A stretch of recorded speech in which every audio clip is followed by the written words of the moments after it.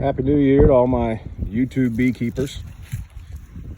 Give a shout out to Mickey and Josh at the police department.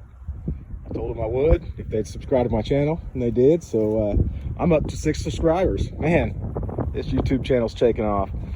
I enjoy learning about it. I enjoy learning about how to make the videos work online and how they're making their YouTube videos. And I've learned a lot off of YouTube about beekeeping. So that's what this video is. I'm hoping it'll help somebody out.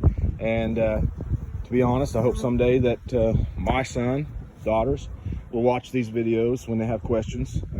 I'm not always going to be around. Someday they might have a question and I might not be around. They can ask it and they can refer back to our videos. So there's a lot of reasons, but for the most part, I just enjoy it. Here it is, January 1st, and it's got some beautiful weather out here on the J6 Ranch for January 1st, being it's probably 50 degrees. Got some strange weather.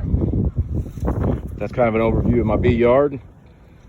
This for a new beekeeper, some good advice here. This is some mouse guard that I put on this. This is wire mesh that keeps the bees from having to deal with mice. But if you look on there close, you can see that they propolis that closed some.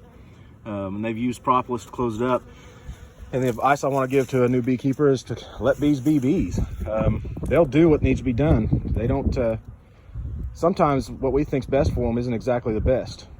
So just let them do what they want to do. This hive here, I left it a double for the year. It was a good healthy hive. When I left it for the winter, I like to take all my boxes down to one brood chamber for winter, but this had just so much, it was so full of bees that I just decided to leave a double chamber for the winter.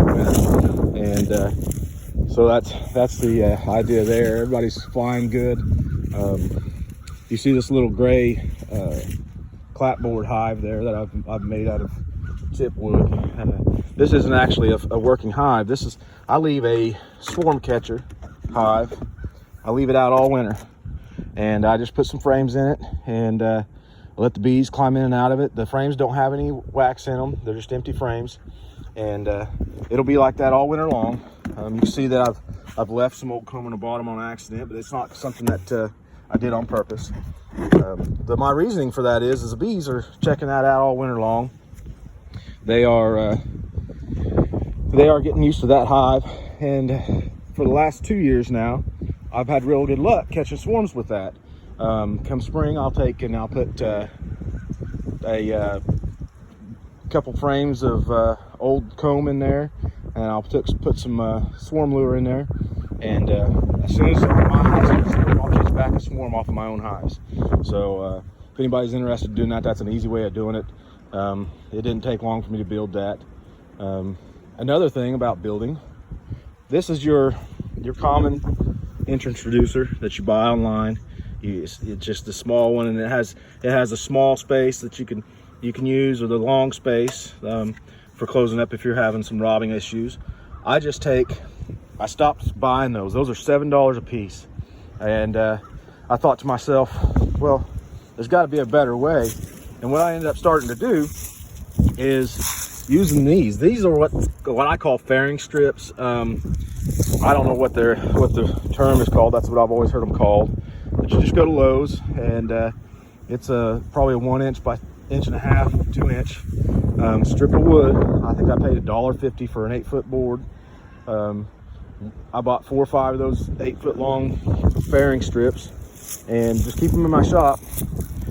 And I'll take that, and it's kind of interesting there. You can see the bees are dragging out when they're dead. They'll do that. They'll clean out their hive in winter when it's a nice day. But back on the subject, and I just take this fairing strip, and I'll come and I'll take a saw, and I'll cut down about halfway, and then I just take my pocket knife and I split it down. It takes 30 seconds, and cut it off to the length of the hive, the entrance there, and leave it. If you want a small entrance, you leave a small entrance. If you want a big entrance, you make a big entrance. For $1.50 for 8 feet, you know, you're looking at, you know, a little bit of cost for a lot of reward there when you don't have to pay $7 for your entrance reducer. And that's just kind of a tip I use there that I just picked up on. I don't know who I seen that from on YouTube, but I seen it on a YouTube channel. Somebody was using those. He wasn't actually talking about them, but he was using them.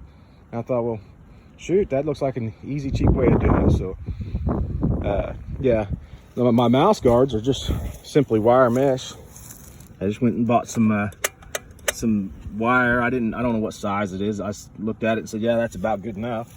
And I just split the opening. You see there's a tab here that I can bend up and bend down, and that's where they go in and out for the most part. But the bees can get through there also, but they like to go through that little entrance. So this hive here, you can see it doesn't look like it's working very hard. It doesn't look like there's many bees going in and out. A lot of that's because I'm standing in front of it.